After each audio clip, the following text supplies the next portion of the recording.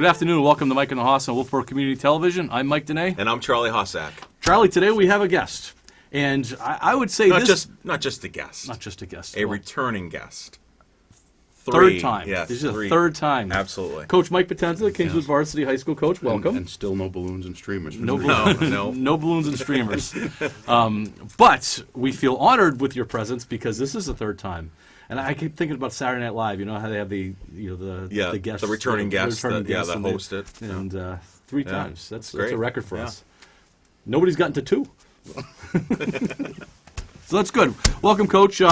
This is obviously we're on a snow day today. We're taping on Monday this week, and you're supposed to start tryouts today. So we're doing this before tryouts, so we're projecting quite a bit in this interviews. How you did some captain's practices? They call it captain's practices? We did some skills clinics. Skills clinics last week. How is everything looking? Very good. I've been very happy with the speed that's returned. The depth we're going to have this year is we're going to have two lines who can put the puck in the net this year, which is something we haven't had for a while. Last year we started to, and then Drew Swinnerton and Cody Emerson got hurt, and that kind of put an end to that line. Mm-hmm. But they had started putting the puck in the net before those injuries, and we were a much different team when we had two lines that you have to watch out for. Mm-hmm. Right. How's obviously I'm been part of the program for a little while with my boys playing. How are you looking on defense this year? That's you lost a lot last year with Cole Emerson and Cole was one of those kids who would have played the entire game if I asked him to, and would have played it just as hard as he could the whole time. So obviously that's a big loss to us. But Bailey Savage has been playing some split season hockey this year. He's gotten a lot of time in. He's gotten a lot of confidence. He comes in to me with a lot of leadership this year. Good. He's a little more calm back there this year. He's really falling into the role that I'd like him to be in. He's going to be one of my power play guys this year. He'll be good. And John Bean is back. And Gavin Goodwin is back. And we've got a couple of young kids. Riley Smith is returning. He took last year off, but he'll be back this year. He's a defenseman. And we've got a freshman, Cameron Keene, who has been looking pretty good in our first three skates. He's also playing on a U14 competitive travel team right now, so he's getting some good time in. Nice. Great. We had Coach Kelly in for the girls team last couple shows ago. Yep. And he talked a lot about the new format with how you guys are able to share ice time and really share coaching staff and be able to do that. Taking a look at your skills clinics last week, what do the numbers look like for the boys program? We are, as of today, we are at 20, which is a full roster. Mm-hmm. And we're going to have some 8th graders out on the ice. Great. So it's good. We had 30 signed up originally, 2 of them being managers, 4 of them being 8th graders. Mm-hmm. And we've had a couple of people who've decided not to play for whatever reason this year. Right. I just found out today we're losing Drew Swinnerton to an injury. He's had an ongoing shoulder injury. I'm probably going to put him on the roster anyway. Sure. That way, in case he does change his mind and decide he wants to play, he's still got a spot. And those will be some tough shoes to fill. That's a big hit. Yeah, Drew is going to be counted on quite a bit this year. In the first 3 days of skills clinics, he was looking really good. So can't lose too much sleep over that. As much as I'd love to see him out there, it's nothing I can control. So I have to kind of let it go. Sure. Now, you said 8th graders. They're allowed to practice with you? Correct. Yeah. And it's good, for their development. We've seen it. I look at 3 kids, and I've always said this to people. We have 3 kids who stepped in as a freshman and really contributed right off the bat, and that was Mike's oldest son, Sam, it was Colby Clegg, and my son, Nick. And those were 3 kids that, when they were in 8th grade, were allowed to practice with the team. Right. So when their freshman year rolled around, they were used to the speed, they were used to the level, and they knew the drills, they knew the system, so they fit right in. We've had some kids who skated with us last year, which is Mike's other son, Will, who, by the way, is looking unbelievable in the first 3 days. He is absolutely flying right now. Wow. Well, thank you. And Shaw Swinnerton has stepped up. He's not the same player he was last year. He's got a little more confidence. He's got a little more poise with the puck. I've been very impressed with him. That's great. So it's looking good right now. So goaltending, you lost Vitanzi last year. It's been kind of a flux because you also lost. Help me out here. And he came back. Oh, Luke Cassidy. Luke Cassidy, sorry. Yep. And Luke's come back also. Yep. You still have Oleg Shan. Correct. And Gage Lamontagne. And Gage Lamontagne. And I know Gage has been playing for the Wolf 16s. Yep. So he's been seeing some time with those guys. Do you feel like you're in good shape with goaltending at this point? I do. Oleg and Joey actually just about split time last year. It was pretty even. And Oleg filled his role very well last year, and he's looked very good the first 3 days this year. I actually had invited him over to a couple practices in Laconia a few weeks ago, and he looked very good there. So I'm very optimistic that that will be good in the goal this year. Okay. Let's look around the state a little bit in Division II. The past couple years, you've made it to the semifinals and the quarterfinals. Yes. Is it right? But I know that a lot of these other teams, like Dover, lost a lot of they graduated a lot of seniors. Who is the team to watch out for this year in Division II? In my opinion, is Keene. Okay. And the reason I say that is they have a player who I've been a big fan of for a long time. My son's played summer hockey with him. His name is Zach Moores. He took last year off and he played for the Avalanche full season. And he was actually drafted into, I believe it was the Quebec Major Junior Hockey League this year, and he chose to come back. He didn't play last year because baseball is his main sport. This is also, a kid who's a high-level baseball player. He's a very good hockey player, but he's going to come back to Keene this year, and he's gonna make an impact there. He's someone we're definitely going to have to watch out for. Now, Keene had one line last year that put the puck in the net an awful lot. Yeah. Do those three kids come back? Because remember, one of them went to a prep school for a couple of years, and then he came back. I believe he is coming back, and his name escapes me right now. But our whole game plan was based around him last year, and every time they let him loose, he scored on us. He had 4 of their goals last year in the quarterfinal game. Every time we lost sight of him, he put the puck in the net. Yeah, he's a good player. He's quick. Yeah, he was. So who else? St. Thomas is. St. Thomas gets a lot of play on our show just because of the They private do. school thing. Yeah, they lost a few kids. A couple of their kids are no longer at St. Thomas. They're actually back in Dover. Oh. And we've actually had the opportunity with our split season team that I coach to play Dover 3 times from August to just 2 weeks ago. They have a team that just plays random games. They don't play in a league. But we played them 3 times, and it's essentially all the returners from Dover. And how are they looking? Not as strong as they have in the past. Not weak, but not as strong as they have in the past. I think it's going to be a very competitive game. We open the season with them Okay. on the 16th, I believe, of December. Just a couple of weeks Coming away. up. Yep. Yeah. Is the Kennett Jamboree happening this year? It is. It's on the 14th, the Saturday. Okay. We are involved in that. We're going to be involved in Kennett's Christmas tournament again this year as well. Nice. One more question before we go. And I don't know if you have anything to do with the Legends of Hockey, the alumni game. Yes. Is that through the program? I believe Back Bay donates the ice for that, but it's run through Aaron House, the athletic director, puts it together. It's our alumni game. It's no longer alumni against our current team. It's odd graduation years against even graduation years. We did it last year. It was pretty successful. They pay a small fee to play, and that basically covers their jersey and the ice time. But it was good last year. Unfortunately, it fell at a time that we weren't able to get there for the whole game. We caught the end of the game because we had a game in the Christmas tournament ourselves. But hopefully we'll be able to be there this year. Yeah, I think this year it's on the 29th, I believe, and the Christmas tournament ends on the 28th. Yeah. Right. I As think I we was scheduled looking it that way just so that we could be there this year. Nice. Any fundraising ideas coming up for the hockey team? One of the things we're doing in conjunction with the girls' team is a Bruins alumni game, which will happen in March. We'd done it years ago as the boys' program, and it was very, very successful. So it's something we're looking for. The boys may take a little bit of the money. We'll see how it works out, but the goal is to really fund the girls' program, which we're involved with as well this year. And I have to say, I had a great time. We did 3 skills clinics with them last week as well.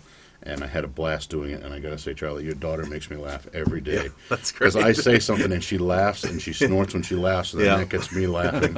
And it's just they're a lot of fun. They're very appreciative of the instruction that they're getting. It's a different atmosphere with the girls and the boys. When you come through the lobby after a girls' practice, they all give you a high five on the way out. It's pretty funny. It's a lot of fun, and I think we're going to see some good things out of them this year That's as well. great. Well, thanks for doing that. As you know, our tradition is to try to get the coaches in for previews of the playoffs. Yes. So that would make the 4th time. That would be the fourth time. And nobody's got. hockey, one of the reasons why you're up with the way is because hockey's one of the teams that has been making the playoffs in the past couple of years. So hopefully we continue that tradition. I think Coach Potenza might be at a place where if one of us were sick, he could probably fill in for us. I don't know anything about basketball. Neither do we. Neither do we. So you'll be okay. Coach, good luck this year. We will certainly be keeping track, and hopefully we're going to see you in February for a preview for the playoffs. I hope so. And before I go, I just want to say one thing to you two. Thank you very much for what you guys do. You know, not only for just the local sports community, but you're giving some exposure to the athletes here at Kingswood, and I think it's awesome. So thank you very much. Thank you, Coach. Well, thank you for coming on. Yeah. We'll be right back. Welcome back to Mike and the Hoss on Wolfeboro Community Television. Coach Potenza did a nice job. He did. I'm going to say he's our number one guest. He is our number one guest. He might be our 203. Yes. Yeah.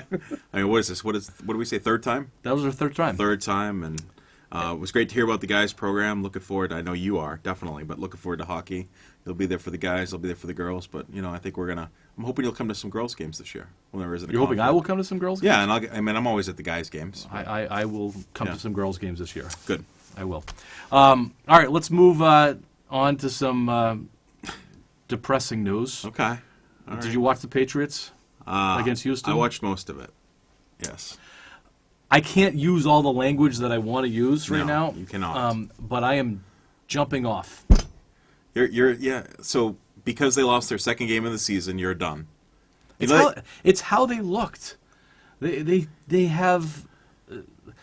I could get back on. I can get back on later on. I mean, just food for thought. And I know I said this to you earlier.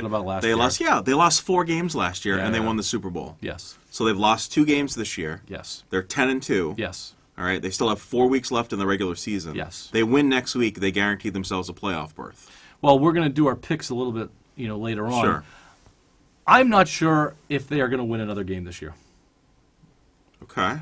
I think that they are very predictable on offense, and teams. The formula's there, and I harken back to 2009, and I remember watching one of those NFL things, and Belichick he had a coaches meeting, and he says, "Look," he says, "we're in trouble right now because we only have 2 weapons.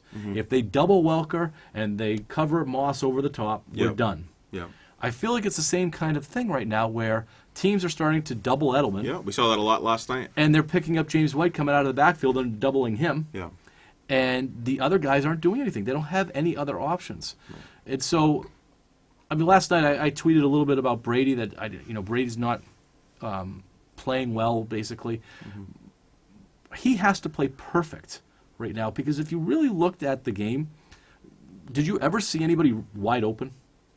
No, they had great coverage last night. All night long. Yeah. Houston's not known for their defense this year. No. Especially in their secondary. Yeah. This was supposed to be a game that the Patriots were supposed to get well on. Yeah. And it didn't happen. They looked... Teams, even average teams, can shut down their offense. They don't have a legitimate running game. They ran in the first drive, and then they stopped. Well, let's talk about that. So that first drive, they had a legitimate running game then. I mean, Sony Michel was running the ball well, and then they went away from it.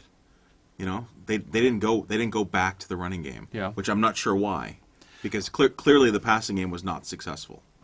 No, they don't have the weapons, and then we can get into talking about how Brady reacted to the receivers. Yeah, we saw the sideline. And I think that's being overblown a little bit. But if they, you hear the one clip where he's kind of getting on them and I'm done, or that sort of thing. But then he goes into it. I thought it was pretty constructive that he was coaching his receivers about getting out of the breaks, being explosive on the breaks, getting open, creating separation, which they're not doing. And they're not on the same page as Brady is. Sanu was hurt. His ankle, obviously, he couldn't cut. No. He was just straight up and down the field. But they're obviously missing Gronk. They're missing some offensive line pieces. They're missing David Andrews. That is really becoming evident. And then the center, Karras, got hurt. Yeah, and I'm sorry that he got hurt, but I don't really care that he got hurt as far as that goes. I don't think he was valuable to them. Yeah.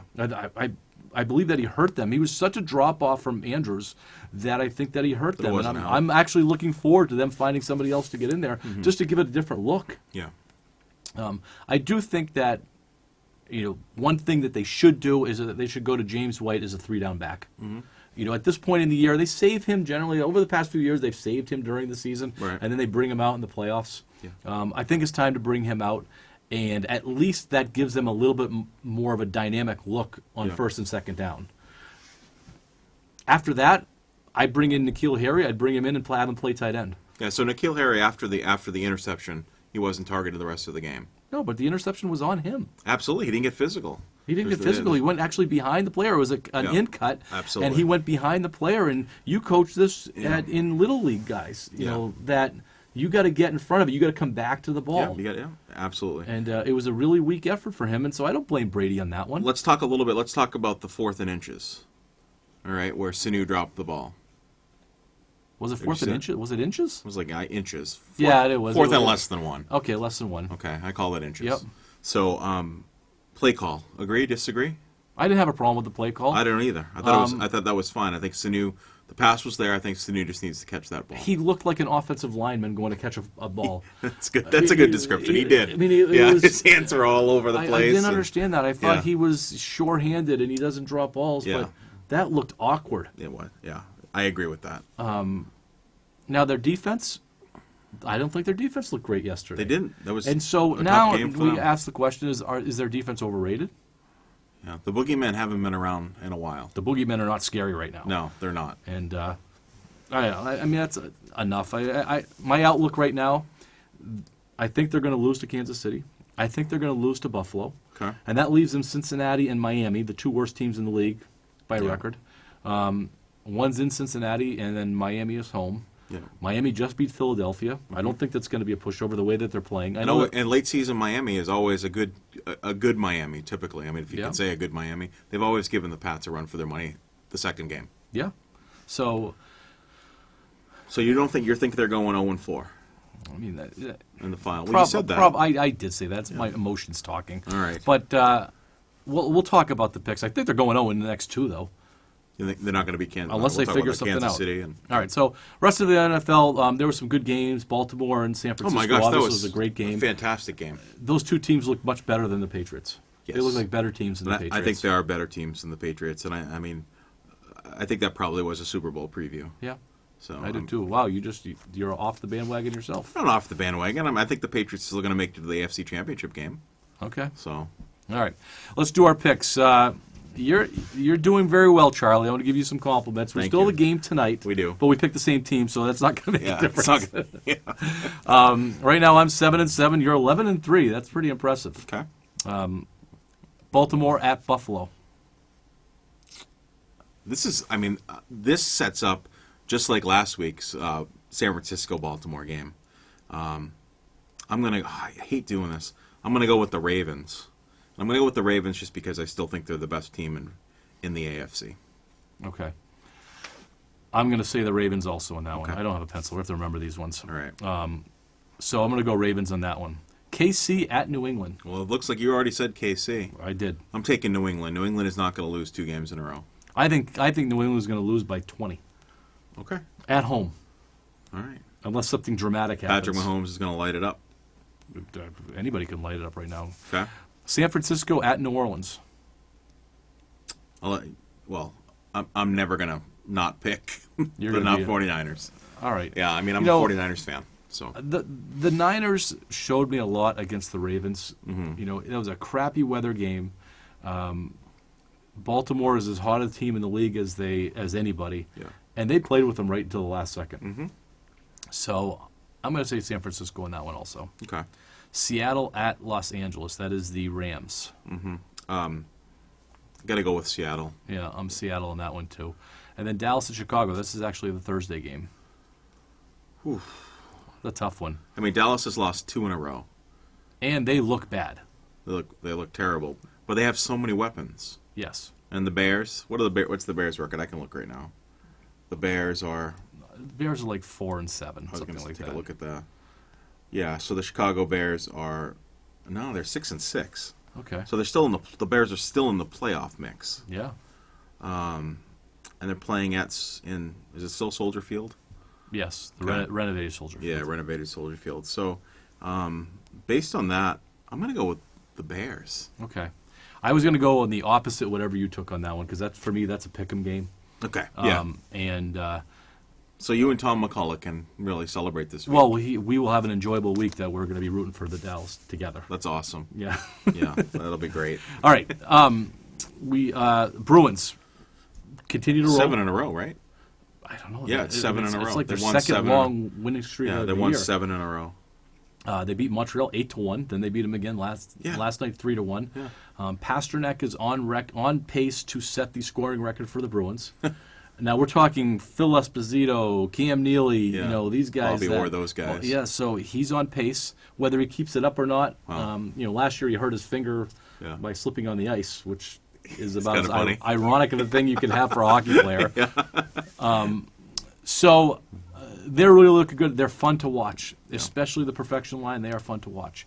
Something happened the other night, which I wanted to get your opinion on. Brad Marchand got pulled off the ice Yep. from the NHL has concussion watchers, and just like the NFL does. And if they feel that somebody took a hit that needs further looking, that they will pull the player off the ice, and I don't know, and they get him evaluated. And so, and the beef that Brad Marchand had was they pulled him off 30 minutes after the hit. Yeah. 30 minutes, and they didn't let him go back in the game, I don't believe. Right. And it was a 2-1 game at the time. It's a long time. I mean, if you're going to pull someone off, you think you would do it quickly, and I guess quickly for me would be the first couple of minutes or immediately. We're all for player safety. Sure. I mean, we've been well documented that that's we're for that. But we also these are grown men. They have opted to play this game, Yep. and if somebody takes a hit, that's part of the game. Same thing in football. That's part of the game. If they get up and they're walking sideways or Right. puking, Sure. something Yeah. like that, Yeah. that's what I think the concussion tester should be Right. looking at. If there's helmet-to-helmet contact and everybody seems to be fine, they get up, they continue to play in the game, Yeah. they go to the right bench, they're not going to the wrong bench and shooting on the right net, not the wrong net. It scares me because, and I think Marchand said this, he says, what if we're at Game 7 of the Stanley Cup Finals? Or somebody else said it, I think it was Brady who said it in the Super Bowl. And these watchers have the power to pull anybody off the field. So they have the power to influence the game. Yes. And these are, I'm sure you don't know either. I don't know.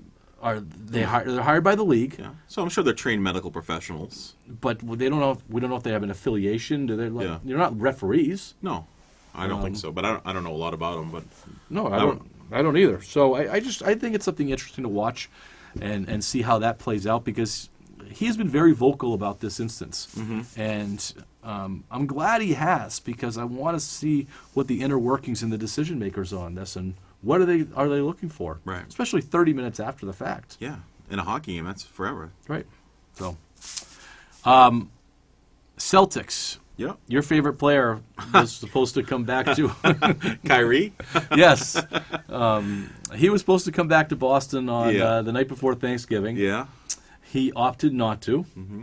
And he was not cheered.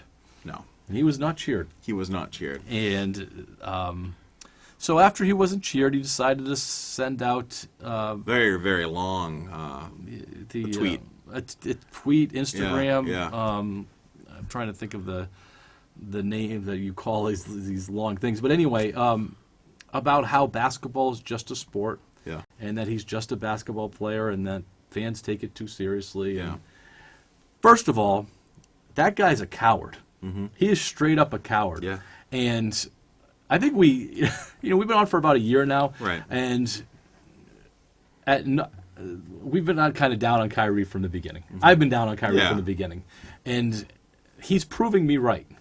Because that guy is just a plain-out coward. Yes. For not coming here and taking the pill. Because I don't want to say he screwed over Boston fans because he did, and he has his right to go wherever he wants to go. Right. But he did not leave on good terms by any means. Right. And he took some shots. And then you come out to find out that he really was a negative influence in that locker room. And then you see how well they're playing now. Anthony Davis went back to New Orleans, was booed, Yeah. played the games, Yeah. scored 41, Yep. made the 2 winning buckets, Yeah.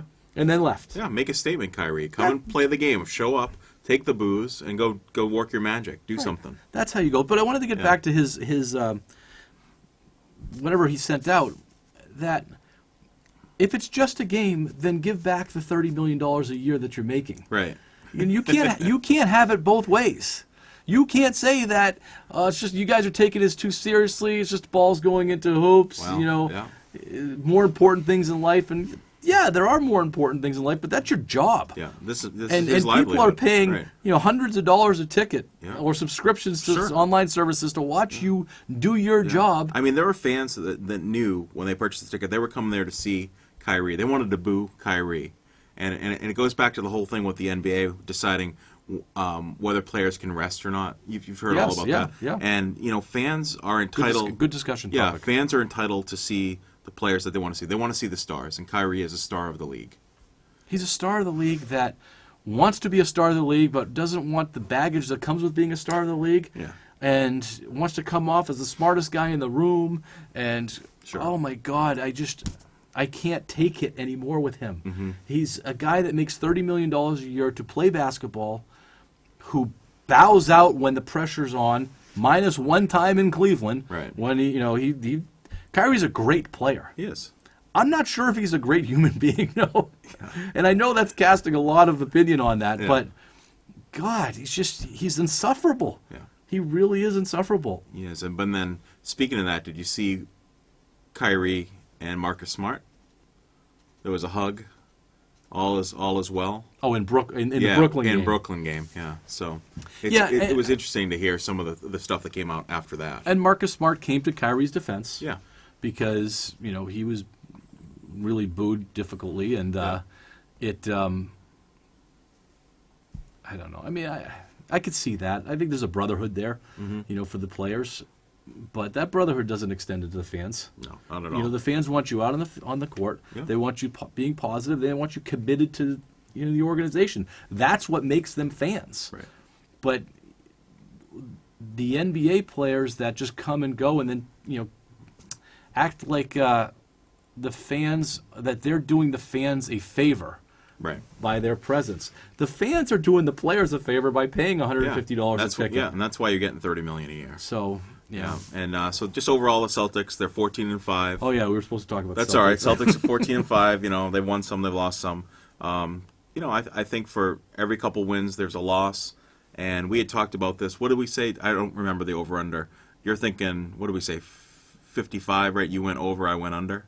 I think it was 53. 53. So, yeah. So it's kind of... I'm still over. Yeah. I'm still over. I like the team. What's happening with them right now is really what I was hoping to happen. They're good. They're surviving. Yeah. But they're better with Hayward. Absolutely. They are significantly better with Gordon Hayward, and so I think when Gordon Hayward we wanted that to happen. We did. Yeah. We did. So. I didn't want them to go on an undefeated run No. where they didn't need Gordon Hayward. They are missing him, which is going to help them, in the future. They need him. One concern, I'd written this down in our notes, regular season basketball versus playoff basketball. Mm-hmm. Brad Stevens gets his teams to play hard during the regular season. Right. He doesn't pace himself like a lot of the other, like LeBron teams generally pace themselves. Mm-hmm. Is that good or bad when it comes to playoff basketball, when everybody picks up the pace? Well, I think it's a great question that we're going to have to answer next week because we're already 2 minutes over. Okay. So why don't let's try to start with these things. Okay, and then there's one more thing. Yeah. The Arizona football player who got busted for gambling. Yes. Brings the whole Pete Rose thing. The back. whole thing. Yeah. But sports gambling is Legal. It's legal. It's legal in Vegas. Yep. Yeah. And there are football teams moving to Vegas. Yeah, it's going to be interesting. So I think this brings up a big dilemma for the NFL here. Yeah. I'm surprised they came down on him the way they did. They suspended it all for next year, too. Yeah. So, anyway. All right, that's going to do it for us on Mike and the Hoss. Want to thank Timothy Goodwin, our producer today, running the show by himself. Yeah. And we have our sponsors, Downtown Grill Cafe. We have Morrissey's Front Porch. And Skelly's Market. Yeah, thank you, Skelly's Market, our latest sponsor. So thank you, Skelly's Market, and all of our sponsors. You got anything else? I got nothing else. All right. All right. We'll see you next week. Go Knights. Go Knights.